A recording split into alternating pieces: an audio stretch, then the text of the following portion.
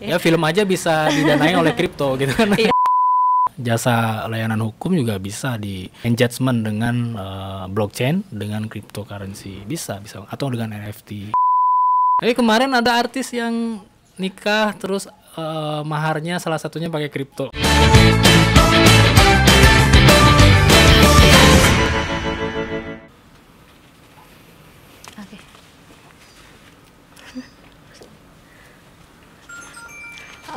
Halo Smartisan, selamat datang di TV Podcast.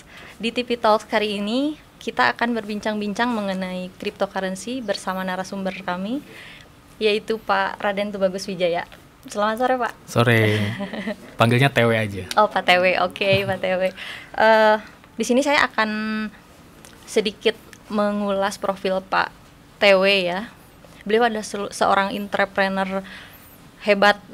Beliau di sini pernah meraih beberapa penghargaan, yaitu meraih penghargaan sebagai industri kreatif terbaik 2015 dari Dinas Pemuda dan Olahraga Jawa Barat. Kemudian industri kreatif terbaik 2015 dari Gubernur Jawa Barat. Lalu ada 4 besar UKM inovatif terbaik dan satu-satunya termuda se-Indonesia dan Menteri UMKM dan Koperasi 2015. Dan kemudian wirausaha baru terbaik 2016 dari Gubernur Jawa Barat. Dan kemudian rekor abadi Muri, penemu teknologi parfum karakter kepribadian manusia pertama di Indonesia dan di dunia. Wah, keren sekali ya Pak ya. Rasanya suatu kehormatan bagi saya bisa wawancara Bapak nih di podcast kali ini. Terima kasih atas undangannya, saya juga appreciate. Oke, di sini Pak TW ini juga sebagai penerbit cryptocurrency, betul begitu ya Pak?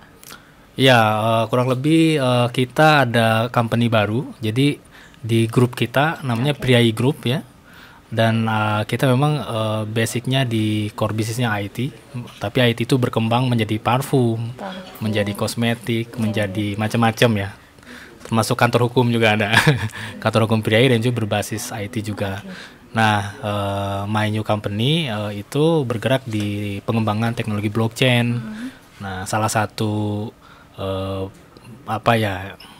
fokus kita ya dari pengembangan blockchain itu adalah ICO agency sebenarnya. Jadi Initial Coin Offering Agency itu berkaitan dengan cryptocurrency tentunya.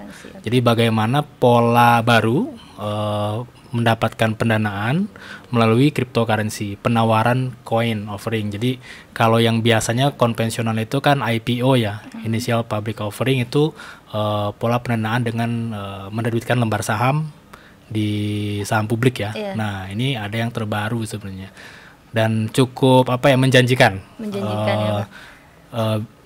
Itu coin offering, jadi penawaran koin. Nah gitu.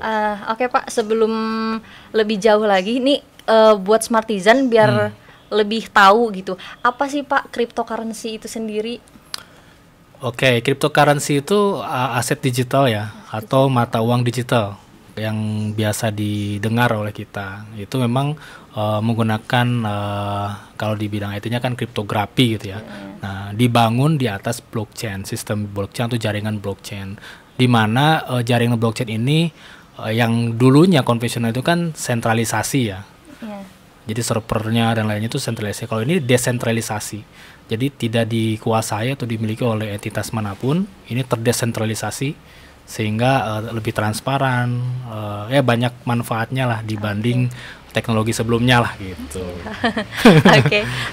Ini kan Pak, si cryptocurrency ini tuh awal mulanya tuh Bitcoin ya Pak ya? Ya, paling populer itu memang Bitcoin-nya yang mengawali 2009 ya, iya. Itu adanya cryptocurrency berbasis blockchain. Tapi sebetulnya kripto sendiri itu pernah dirilis juga oleh namanya David dari Amerika Serikat, ahli kriptografi ya. Itu tahun 1983. 1983 ya. Itu beliau itu menerbitkan namanya eCash. Kemudian diinovasi lagi menjadi DigiCash. Nah itu sebetulnya masih kripto. Nah tapi dengan Bitcoin 2009 kemarin ya, sekarang jadi naik harganya luar biasa kan, sempat turun juga tapi mau naik lagi. Ya begitulah cryptocurrency. Nah itu 2009 memang Bitcoin yang mempopulerkan lebih tentang Jadi awal munculnya itu Bitcoin di 2009 ya Pak? Padahal kriptonya sendiri pernah diterbitkan oleh David, orang Amerika, ahli kriptografi, tahun 1983. Jauh sekali ya Pak. Jauh sekali. Oke. Nah tadi kan kata Bapak si Bitcoin ini tuh harganya naik turun. Untuk harga tertingginya sendiri itu di berapa sih Pak harga Bitcoin tuh? Bitcoin pernah nembus 900 jutaan ya. 900 juta. Satu koin. Okay. Fantastis ya, Spartisan. Nah jadi kita bisa menerbitkan koin, baik yang koin yang berdiri di atas blockchainnya sendiri seperti Bitcoin, Ethereum, Binance. Nah, kita juga bisa menerbitkan token ya atau koin juga gitu. Cuman dibangun di atas blockchain yang sudah eksis seperti di Ethereum, di Binance gitu. Nah, Pak, kalau menurut Bapak nih apa sih kelebihan dan kekurangannya dari si cryptocurrency ini? Kalau karena ya pasti pro kontra ya. Apalagi Indonesia gitu. Tapi saya ya tentu kekurangan ada aja ya dari sudut pandang manapun. Contohnya kalau di Indonesia sendiri ya dari segi hukum ya, regulasi yang belum mensupport ini. Masih belum support buat si kriptonya. Jadi dibolehkan tapi hanya sebatas aset digital atau crypto asset. Jadi bukan cryptocurrency kalau di sini, crypto asset gitu. Nah, itu untuk investasi aset digital itu boleh. Bahkan Bapeti aja merilis kurang lebih 200-an lebih ya kripto aset yang boleh diperdagangkan di Indonesia gitu. Salah satunya ya itu Bitcoin, Binance, Ethereum dan lain-lain, banyak banget sih. Oke. Gitu. Kalau dari lebihnya banyak banget ya Pak. Lebihnya banyak. Contohnya nih, aku kan mulai ICO di project-project Indonesia ya. Ada pariwisata, ada sekarang film yang terbaru film. Jadi kita nerbitin koin kan, namanya Gold Trees. Nah itu kita underling projectnya film. Oh keren banget ya Pak ya, sampai ke film segala macam. Dan kita milih Bandung untuk preskon kemarin. Kenapa? Karena secara sejarah Bandung ini yang memproduksi film pertama di Indonesia. Jadi sejarah ini mau kita dongkak lagi dengan cryptocurrency kebaruannya. Kemarin kita preskon ada Budi Dalton, Kang Budi Dalton, ada Kang Jama Preman Pensiun, ada Bang Edi Preman Pensiun, ada Jopi Project, Kang Jopi. Jadi kita bareng-bareng mau ngembangin industri film melalui cryptocurrency. Dan ternyata efeknya bagus. Setelah preskon, beberapa PH nasional juga kontak saya, bahkan PH di internasional juga kontak saya. Jadi di si filmnya ini tapi ada bahas soal cryptocurrency-nya nggak Pak? Apa hanya sebagai mendanai gitu dari? Tentu di film nanti akan smooth banget dimasukin ya bahwa si cryptocurrency-nya. Tapi jauh lebih dalam sebenarnya ini kita ingin memberikan contoh ke masyarakat Indonesia khususnya bahwa kripto itu bisa mensupport beberapa industri, bahkan hampir semua industri sih bisa ya, menjadi underlying project. Jadi biar masyarakat kita juga lebih udah familiar lah dengan kripto ya. Ya film aja bisa didanai oleh kripto gitu kan. Iya, segimana dong berarti hebatnya kripto ya Pak. Oke, di sini saya mau tanya ini nih Pak, kalau si aset kriptonya sendiri tuh kita bisa simpan dalam bentuk apa sih?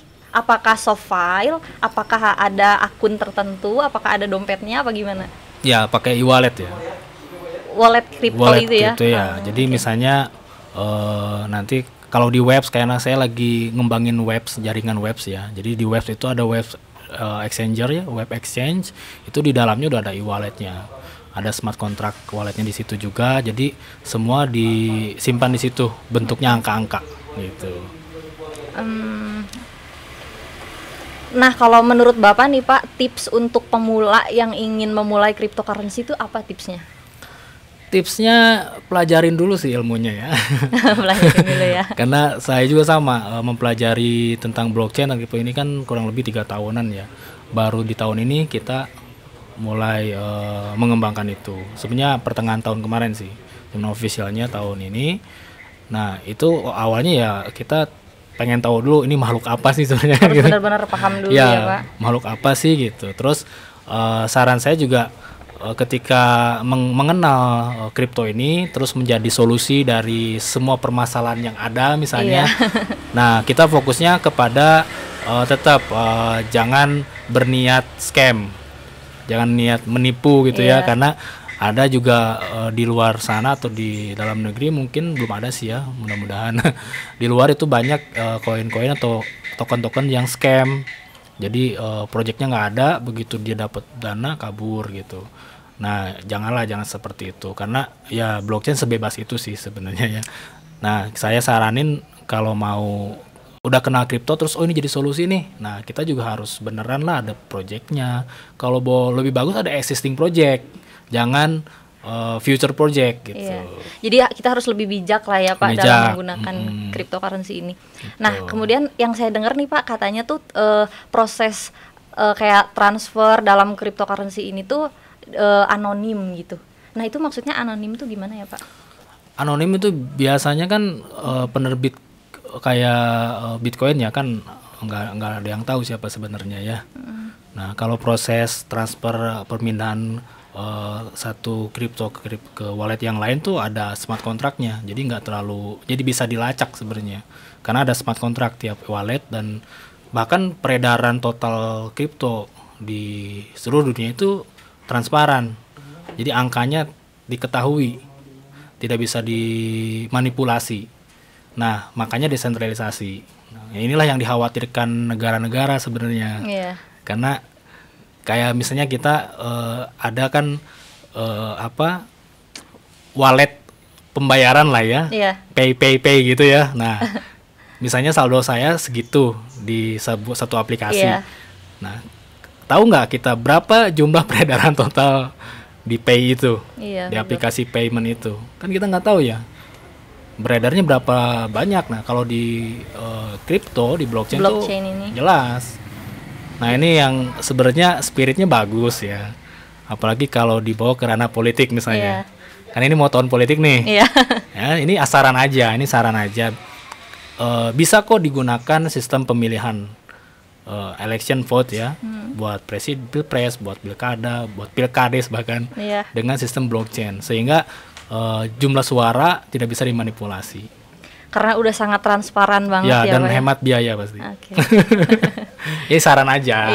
Siapa tahu ada tokoh politik yang punya visi misi sama, punya tenaga yang sama, bahwa blockchain ini menjadi positif sebagai perubahan bangsa. Bukan berarti kemajuan teknologi dan sebuah keniscayaan. 10 tahun lagi nanti mungkin metaverse sudah mulai lebih di depan mata, sekarang udah ada kan, tapi mulai akan masuk lebih nyata tuh mungkin 10 tahun. Nah, baru-baru ini tuh ada yang namanya NFT itu Pak. NFT itu sendiri itu masih ada sangkut pautannya dengan cryptocurrency nggak Pak? Ya masih itu turunannya ya. Cuman lebih ke gambar, suara, video itu dijual di market NFT. Kemudian itu lisensi digital, kepemilikan digital gitu. Tapi sama melalui sistemnya blockchain juga ya. Langsung ada yang kayak mendadak ya dari NFT. Cuma selfie doang. Iya, itu saya sempat penasaran juga. Ini apa nih sebenarnya nih NFT ini, kok bisa sampai orang dia foto selfie kemudian bisa sampai menghasilkan miliaran rupiah gitu kan. Terus baca-baca, oh ternyata masih ada hubungannya sama cryptocurrency juga ya ternyata. Secanggih itu. Ya, kantor hukum juga, layanan hukum ya, jasa layanan hukum juga bisa di engagement dengan blockchain, dengan cryptocurrency bisa atau dengan NFT. Gimana tuh caranya kalau kantor hukum? Contoh ya, kalau misalnya berkaitan dengan aspek hukum lah ya. Misalnya surat tanah itu kan aspek hukum ya. Itu bisa di NFT-kan sehingga nggak akan bisa dimanipulasi itu datanya tuh. Karena yang saya dengar sih katanya di NFT itu si keasliannya tuh emang sangat terlihat sekali ya. Dan dijaga kan oleh semua orang gitu. People power jadinya. Terus kemudian regulasi cryptocurrency di Indonesia sendiri itu jadi intinya belum ada ya Pak ya? Regulasi sudah ada, sudah cuman belum mengarah ke alat bayar. Jadi masih investasi aset digital aja. Nah, ya itu yang saya baca seperti itu ya. Dan di kantor hukum gitu juga kan ada kajian khusus untuk pengembangan kripto itu sendiri ya. Bagaimana bisa diterima di Indonesia dan regulasinya segera mensupport itu ya. Jadi memayungi gitu. Biar peredaran kripto ini menjadi kekuatan baru lah gitu ya. Kita nggak akan menggantikan rupiah kok sebenarnya. Tapi mungkin nggak Pak, misalkan di 10 tahun apa 15 tahun ke depan tuh kita jadi apa ya, segala transaksi misalkan mungkin nggak sih jadi diganti pakai Bitcoin atau sejenisnya dari kripto? Ya bisa jadi, bisa juga tidak, tergantung negara kita sebenarnya. Dan tergantung masyarakatnya tergantung juga masyarakat. Okay. Tapi negara ini kan negara hukum ya. Jadi saya rasa walaupun masyarakatnya sudah misalnya 80% pakai kripto. Yeah. Nah, belum tentu juga sih gitu negara mengizinkan itu gitu. Okay. Tapi ya saya berharap sih ada solusi lah yang sama-sama baik gitu ya, sama-sama memenangkan semua pihak gitu. Oke. Kemudian si apa namanya Pak, si cryptocurrency ini desentralisasi itu ini maksudnya desentralisasi itu gimana sih Pak? Jadi tidak terpusat kepada satu entitas. Kan sentralisasi itu misalnya dikuasai oleh satu entitas nih, sehingga peredarannya, transaksinya semua itu tergantung dikuasai oleh satu entitas. Nah kalau desentralisasi itu dibagi, terdesentralisasi. Jadi dibagi ke semua user. Okay. Dan semua user berarti mencatat transaksinya, mengamankan gitu kan, menjaga dari si blockchain itu ya. Gitu kan, blockchain itu kan pencatatan data-data ya di sistem komputer yang terdesentralisasi gitu. Oke. Pusing ya? Agak pusing sih saya juga. Belum begitu memahami, hanya ya secara garis besar aja lah. Kemarin ada artis yang nikah terus maharnya salah satunya pakai kripto. Oh iya Pak. Ada ya penyanyi dangdut. Oke.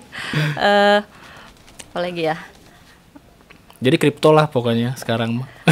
Bapak sendiri ada nggak sih Pak ngasih pelatihan khusus gitu untuk para pemula yang ingin memulai kripto ini? Nah kalau kami fokusnya di ICO agency ya, Initial Coin Offering Agency. Jadi siapapun UMKM nih kalau mau dapat pendanaan lewat kripto bisa saya bantu. Dan biayanya sangat murah dibanding IPO. Bahkan perusahaan yang sudah IPO, yang sudah TBK, itu juga ada kontak kami untuk melakukan ICO untuk opsi pendanaan barunya. Dan UMKM sangat mungkin, misalnya satu katanya antinomi law office nih, ini nggak promosi nggak apa-apa ya? Nggak apa-apa. Kantor hukum mau hanya ini ya, kan kantor hukum nggak boleh promosi kan? Iya. Misalnya antinomi nih, terus saya buatin kriptonya, tokennya, nama brandnya antinomi. Kita terus listing di berbagai platform ICO, dapat pendanaan. Nah semacam itu. Jadi nggak jual saham kalau perusahaannya, ini jual koinnya. Koin itu bisa lebih cepat liquid soalnya, dipindah tangankan kan, dibanding saham. Gitu loh. Nah, itu bisa. Makanya kita fokus ke situ. Kalau edukasi, kita serahin ke teman-teman yang lain. Kan di sini juga ada asosiasinya ya. Di Indonesia sudah ada asosiasi perkumpulan-perkumpulan komunitas-komunitas yang bergerak di pengembangan blockchain. Tidak hanya cryptocurrency, di blockchain itu luas. Nah, ada beberapa teman kita yang fokusnya ke edukasi gitu. Bikinlah pelatihan-pelatihan, seminar, workshop dan lain-lain. Ya, kita juga ikut serta di situ. Tapi ranah kita lebih ke SEO agensinya. Jadi kalau diperdalam lagi tuh banyak banget manfaatnya ya Pak dari cryptocurrency ini. Sebenarnya banyak banget. Bahkan ketika blockchain menjadi pondasi dari semua produk IT itu lebih bagus sebetulnya. Lebih bagus banget. Misalnya ya tadi di politik kan voters gitu. Terus saya di film aja mau lagi bikin platform sinema online tapi blockchain. Oh blockchain. Itu gimana tuh caranya Pak? Ya terdesentralisasi, dibangun dari blockchain, bahkan bisa penukaran, misalnya untuk dapat tiketnya ditukar bukan dibayar ya, karena nggak boleh jelas bayar kan. Okay. Ditukar gitu dengan kripto gitu. Bahkan bisa jadi tiketnya gratis karena dia pemegang kripto, disebutnya holder. Misalnya kakak nih holder koin saya, kripto saya. Nah karena sebagai holder parfum saya gratis buat kakak, kosmetik saya gratis buat kakak, termasuk tiket nonton gratis. Nah gitu. Jadi bagi teman-teman yang mau memulai cryptocurrency ini, ya berarti harus benar-benar dipahami dulu ya Pak, karena Ya, tentu. nggak gampang juga sih gitu kan. Awal-awal harus benar-benar belajar dulu apa tuh kripto, gimana di dalamnya. Karena kalau saya pikir sih, kalau asal-asalan nanti takutnya kedepannya malah tidak bijak juga dalam menggunakannya ya Pak. Betul. Barangkali Bapak ada yang mau disampaikan untuk Smartizen? Paling ini sih bahwa semua sedang berubah ya, dan setiap tahun setiap hari itu ada perubahan, karena kalau tidak ada yang berubah berarti mati. Benar kan? Terus berkembang Terus ya, Pak? berkembang dong. Dan seperti era industri ya, industri 1.0, 2.0, 4.0 kan, Iya. kita udah lalui semua dan itu tidak bisa kita bendung. Pertama kali adanya internet, mungkin dulu apa sih internet, kenapa harus internet, halal haram internet juga muncul waktu itu loh ya. Iya. Tapi karena kita nggak bisa ngelawan, akhirnya sekarang nggak ada kuota, berat ya. Kayak internet tuh udah jadi hal yang sangat dibutuhin Sangat banget dibutuhin ya Pak. banget, kan? Betul. Mendingan nggak makan daripada nggak ada kuota misalnya kan. Iya, Ya kan? Nah itu udah sebuah keniscayaan. Blockchain pun sama. Apalagi yang menggerakkan blockchain dan metaverse itu kan harus dibangun di atas blockchain. Iya. Nah itu kan brand-brand besar juga. Ya Facebook berubah jadi Meta, ya kan? Yang ngeluarin metaverse. Siapa yang bisa ngelawan grup-grup besar itu untuk kita menolak sistem terbaru, ya kan? Bahkan di digital yang lain, misalnya e-commerce, ya kan? E-commerce, terus ada marketplace kan? Ini semua kan jualan di marketplace, beli di marketplace sekarang kan? Nah, sebetulnya ada teknologi baru, ada commerce baru ya. Itu yang saya bawa ke Indonesia. Namanya social commerce. Social commerce ya. Itu perusahaan kami juga, saya di situ juga, namanya Avana. Ada Avana Asia, ada Avana Indonesia. Nah, itu saya bawa ke Indonesia itu social commerce. Kita official partnernya Facebook dan Google se-Asia Tenggara, eksklusif. Nah, ini kan sesuatu yang baru. Bagaimana silakan masih berjualan di marketplace, tapi banyak sebetulnya hal-hal yang nggak UMKM dapatkan di situ, kayak big data, kayak valuasi yang gede ya si marketplace-nya. Nah, ayo pindah ke social commerce, bikin marketplace kamu sendiri yang terkoneksi dengan social commerce, itu media sosial semuanya yang dimiliki Facebook Group dan Google. Nah, singkatnya social commerce itu Tokmed. Oke. Tokmed itu toko medsos. Toko medsos, toko online ya Pak. Toko medsos, jadi Toko medsos. terintegrasi dengan seluruh media sosial. Okay, Nah itu kayak gitulah. Nah saya senang banget bawa teknologi baru ke negeri ini. Iya. Penemuan baru ya Pak. Iya. Inovasi dari teknologi kita. Kayak parfum, itu kenapa rekor dunia? Coba tebak kenapa? Kalau yang saya tahu sih karena si parfum itu tuh dia katanya sesuai DNA si orang itu, terus kayak kepribadian orang itu kayak gimana gitu kan, Ya, gitu nggak betul. sih? Bener, jadi parfum saya ini kan pakai teknologi. Iya. Buat research data customer, nama, tanggal lahir, golongan darah, dan jenis kelamin. Nah, dari data itu masuk ke aplikasi, di riset, terus keluarlah hasil pembacaan karakter kepribadiannya, diterjemahkan jadi formula wewangian. Keren kan? Oh, hebat banget ya. Kayak mungkin kayaknya baru satu-satunya kali ya Pak ya Emang di Indonesia satu-satunya di Indonesia dan dunia. Dan Bahkan dunia nggak boleh ya, ada kan? lagi yang kedua. Kalau nggak, saya somasi. Jadi ada satu parfum gitu kan, ada satu produk parfum yang bisa sangat mendeskripsikan diri kita banget kan itu ya Pak. Satu orang satu formula wangi. Iya, jadi kita nggak akan bisa sama dong Nggak sama akan bisa. temannya. Udah 1 juta customer lebih kita. Hebat ya. Itulah Smartizen, kecanggihan-kecanggihan dari kripto, kemudian Pak TW ini entrepreneur yang luar biasa ya, udah sukses banget. Banyak pelajaran yang bisa kita ambil dari pengalamannya Pak TW. Masih ada yang mau disampaikan nggak Pak? Oh iya, untuk pengusaha muda nih ya khususnya, kalau punya karya, walaupun seberapa kecilnya usaha kita, tetap harus mulai sadar hukum. Karena saya ada beberapa kasus hukum tentang karya cipta dan sebagainya. Bisa di browsing di internet ya, kasus saya cukup besar gitu ya. Nah, itu sebetulnya menjadi tolak balik saya juga ya. bahwa oh ternyata hukum sangat penting. Iya. Nah, makanya saya bikin kantor hukum bersama Dr. Musa Darwin Pane SHMH, bikin kantor hukum, dan sejak saat itu paradigma saya berubah, pola pikir saya berubah. Jadi sebelum melakukan sesuatu, mengambil keputusan, harus hukum dulu yang maju. Iya. Nah, ini penting banget buat pengusaha muda.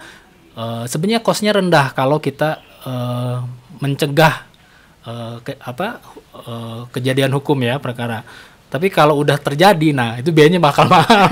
Kayak saya nih mahal kan. Nah, jadi mending dari awal sejak dini udah mulai sadar hukum. Jadi Smartijan, jangan lupa kita harus taat asas, taat etika, dan taat hukum Taat ya Pak. hukum. Apalagi dalam dunia bisnis ya Pak ya. Benar sekali. Oke. Ya, sudah Bapak, apa masih ada yang mau Udah. disampaikan? Oke, Smartijan, sekian bincang-bincang kali ini bersama Pak TW. Terima kasih, selamat sore. Makasih ya. Iya Pak, makasih Pak.